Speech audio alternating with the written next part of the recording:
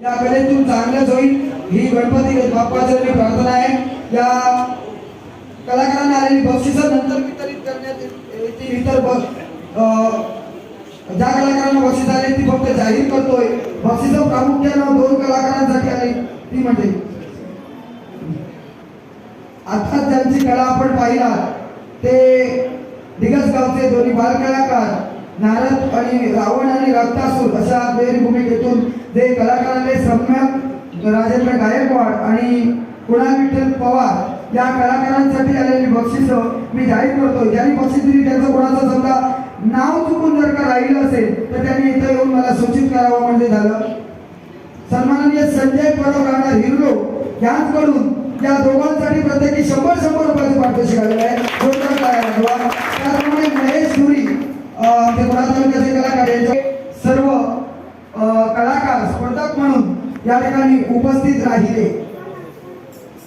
अर्थात बरोबर त्यांनी या स्पर्धेची शोभा वाढविली। आम्हाला 25 स्पर्धक अपेक्षित होते पण कलाकार काही धाडस केलं नाही, ते मागे राहिले। ते नक्कीच पुढच्या वेळी येतील हे या कलाकारांचं धाडस बघून। म्हणून कुडाळ तालुक्याच्या वतीनं या एक कलाकार आपला काही कार्यक्रमानिमित्त घरी गेला। उर्वरित 14 कलाकार या ठिकाणी उपस्थित आहेत आणि या 14ही कलाकारांना कुडाळ तालुक्याच्या वतीनं 100 रुपयाचं पारितोषिक दिले जाते। आपल्याला विनंती आहे सर्व कलाकारांना प्रत्येकी 100 रुपये देण्यात यावे।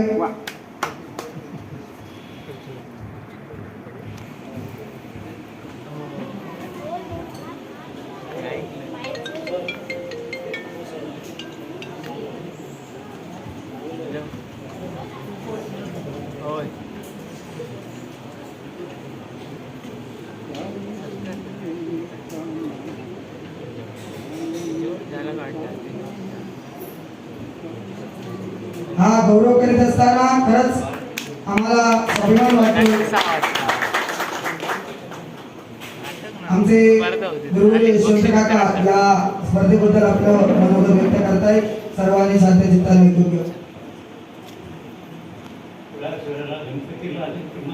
सर्व श्रोत्यांना नमस्कार। आज जो या कुडाळ तालुक्यात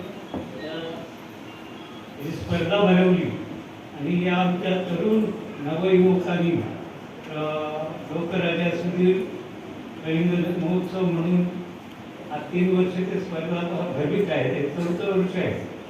पण या निमित्तानं मी एवढंच सांगेन की आता मनोहर सावंत यांनी म्हटल्याप्रमाणे हे सारं भविष्य आहे आणि या भविष्याची सुरुवात आता प्रांगणातून झाली, देव कुडाळेश्वर यांच्या या मंदिरात झाली, अतिउत्तम आहे।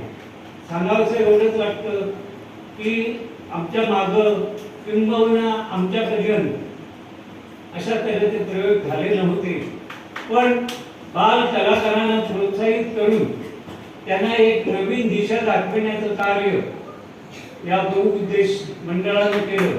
त्यांचं मी मनापासून आभार मानतो, कारण ही शिष्य परंपराच आहे।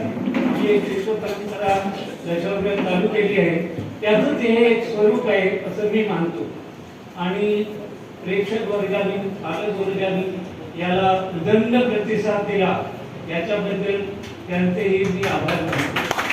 तसेच या कुडाळेश्वर सल्लागार समितीनं म्हणा किंवा मंडळानं म्हणा, कारण आमच्याकडे मधु भाटकर ही एक अशी व्यक्ती होती, काही कार्यक्रम करायचे झाले की त्यांच्या संमतीने एकदा आम्ही करतो, पण आता उपस्थित असणारे ते मंडळ त्यांनी इथं कार्यक्रम करण्याची परवानगी दिली, त्याच्यामुळे त्यांच्याही सर्वांच्या वतीने मी आभार मानतो।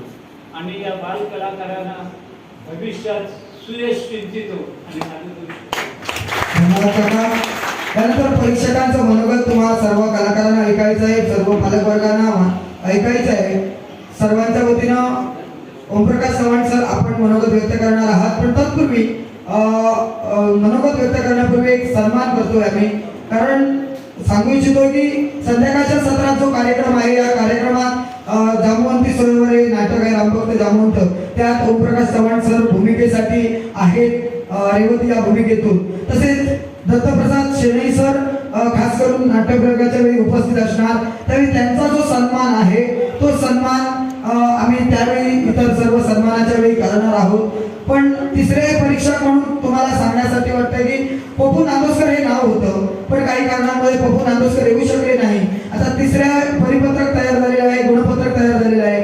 अर्थात परीक्षक बसवले पाहिजेत, ऐनवेळी कोणी मिळेना, तेव्हा स्वतःहून पुढे येऊन आणि आमच्या विनंतीला मान देऊन गौरव शिर्के एक युवा कलाकार आहे. आणि सांगायचं झालं तर दशावतार क्षेत्रात हा कलाकार ज्येष्ठांच्या मार्गदर्शनानं आपला प्रवास सुरू ठेवतोय.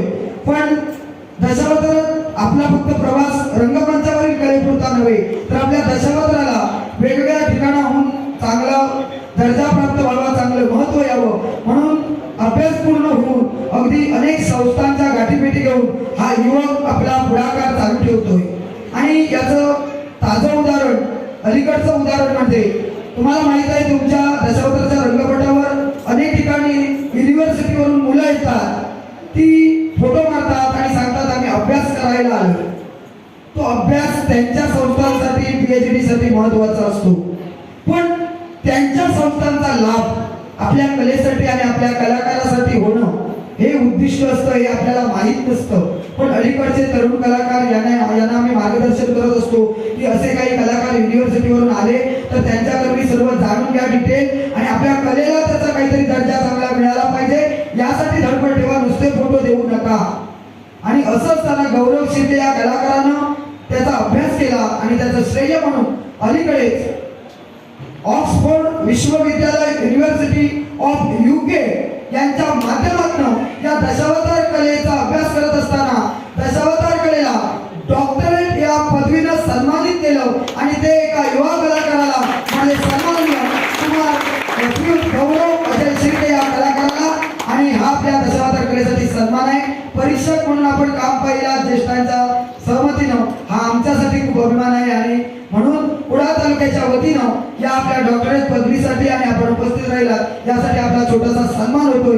मी अध्यक्ष सन्माननीय चारुदत्त तेंडुलकर यांना विनंती करतोय आपल्या हस्ते गौरव शिर्के यांचा छोटेखानी सन्मान करायचा आहे. गौरव शिर्के आपण पुढे यायचं आहे.